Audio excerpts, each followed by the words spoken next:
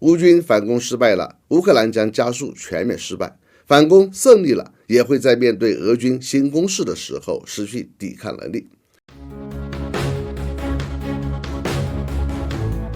大家好，欢迎来到罗富强观察室。本期我们聊的话题是：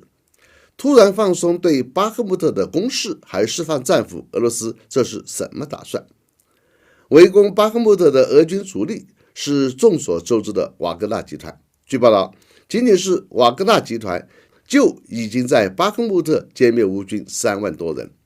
但巴赫穆特之战还没有完全结束，瓦格纳集团就显示出收兵的架势，这是什么打算？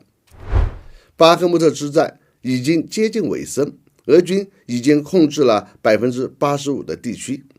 瓦格纳的突击分队在俄罗斯空降部队的支援下，逐渐将乌军赶出城市。截至4月16日，该市西部不到 15% 的地区仍处于乌克兰武装部队的控制之下，继续进行抵抗。几个月来，乌军在巴赫穆特方向遭受了巨大的损失。综合各类报道，乌军至少25个旅的精锐部队在巴赫穆特被大部歼灭。但巴赫穆特对泽连斯基具有巨大的政治意义，无论谁劝说都没用。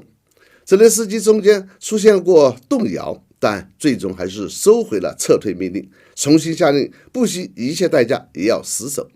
因此，乌克兰武装部队总参谋部正在驱使大量动员起来的人前往前线地区死守巴赫穆特。但是巴赫穆特已经3面被包围了，唯一的狭窄通道也被俄军火炮封锁，进城的援军并不多。巴赫穆特最终被俄军拿下，已成定局。令人意想不到的是，此时瓦格纳集团却开始释放乌军战俘，同时还放松了攻势行动。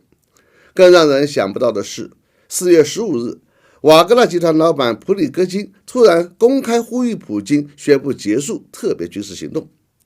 俄罗斯这是打的什么主意？最大的可能是这是俄军的战略欺骗，还不想快速结束战争，就是要利用泽连斯基不惜一切代价死守巴赫穆特的决心，让乌克兰往巴赫穆特送进更多的兵力，继续把巴赫穆特作为消耗乌军的绞肉机。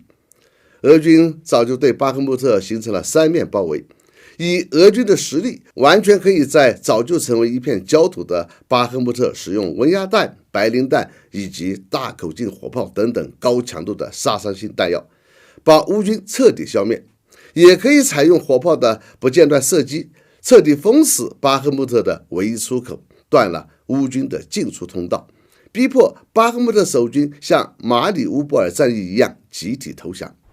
但俄军就是不这样做，这就很有可能是俄军当下还不想快速全歼巴赫穆特守军，也不想全面占领巴赫穆特，而是要将这座已经成为废墟的城市和守军作为诱饵，吸引更多的乌军前来被消耗，继续让巴赫穆特充当绞肉机角色。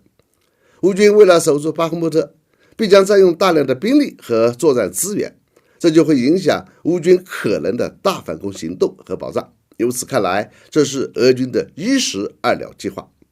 我有这样的判断：如果乌军组织大反攻，无论成败，都将成为乌克兰最后一场大规模反攻，必定是强弩之末的行动，将消耗掉乌克兰最后仅存的进攻能力。乌军反攻失败了，乌克兰将加速全面失败；反攻胜利了，也会在面对俄军新攻势的时候失去抵抗能力。这真是胜败都已经没有意义，胜也不行，败也不行，2个字：悲剧。